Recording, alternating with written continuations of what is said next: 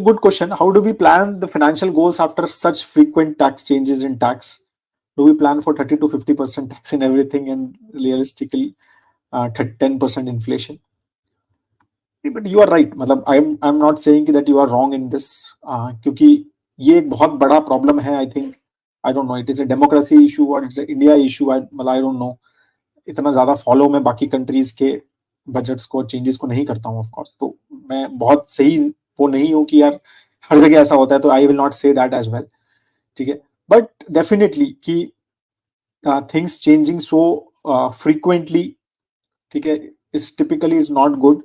आपको as a sector, as a industry, as a corporate, as a individual, ठीक है, तो आप यूनिफॉर्मिटी नहीं रहती है. आप कुछ भी, आपका प्रिडिक्शन आप प्रॉपरली नहीं कर सकते हैं, क्योंकि कुछ भी चेंज हो सकता है.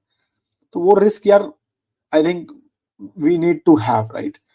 अब वही है कि ऐसे कुछ चेंज होते हैं तो प्लान में चेंज करो. तो प्लान कोई बनता है, फाइनेंशियल प्लान, फाइनेंशियल गोल, तो वो कोई कांस्टेंट नहीं होता, राइट. आपको ये भी समझना है कि इट इज नॉट कि हमने कोई फाइनेंशियल प्लान बना लिया आज तो वो कोई पत्थर की लकीर हो गई, या फिर कोई मतलब हमने चिपका दिया, अभी कभी चेंज नहीं होगा. No, of course not. Things will change. हम इन्फ्लेशन के नंबर्स भी ले रहे हैं, एक्सपेक्टेशन ऑफ रिटर्न्स के नंबर्स भी ले रहे हैं, राइट. हम बहुत सारी चीजें मतलब उसमें एज्यूम कर रहे हैं. when we are making a plan, हम फाइनेंशियल गोल्स के नंबर्स भी एक्सपेक्ट कर रहे हैं, हम फ्यूचर इनकम भी एक्सपेक्ट कर रहे हैं, राइट. तो ग्रोथ, उसका भी ग्रोथ देख रहे हैं. तो बहुत सारे चीजें हम एक एजम्पशन पे लेते हैं, एक ऑब्वियसली थोड़ा कंजर्वेटिव टू मॉडरेट बनाने की पहले ही कोशिश करते हैं.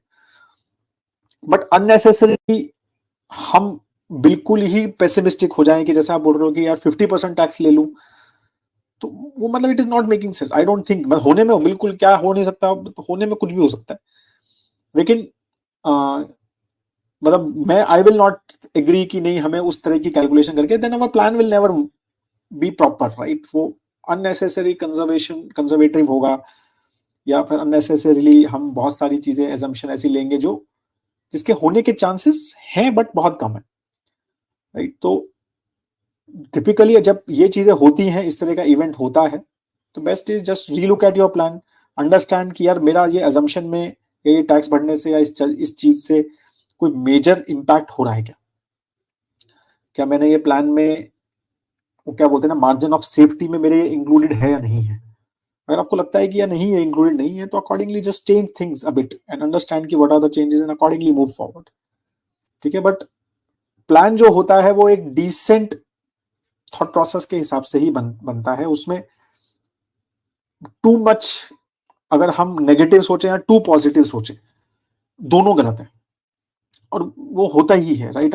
हमें एक मॉडरेट सिनारियोज लेने पड़ते हैं हर चीज के, राइट. अगर हम 10%, 11-12% इन्फ्लेशन ले लें, नहीं हो सकता है, बट फिर प्लान जो है उस क्या कहते हैं, एक एग्रेसिव सिनारियो में चला गया, राइट. ऐसा दूसरा भी, मतलब एग्रेसिव या कंजर्वेटिव सिनारियो में चला गया कि यार नहीं अभी तो 7-8% है बट मैंने 12 लिए. और उल्टा भी है कि अगर आप क्या कहते हैं कि भाई मैं नहीं मेरे को तो लगता है फ्यूचर में इंडिया की जो इन्फ्लेशन है वो 2, ऐसे भी बहुत लोग आते हैं मेरे पास कि सर मेरे को तो लगता है कि मैं रिटायर 10 साल में रहूंगा, 10 साल के बाद इंडिया की इन्फ्लेशन 2-3% होगी, 2-3% के हिसाब से कैलकुलेशन करो, दैट इज ऑल्सो रॉन्ग. ठीक है ना, तो वो भी गलत है. दोनों चीजें हमें समझनी है, accordingly we should plan things.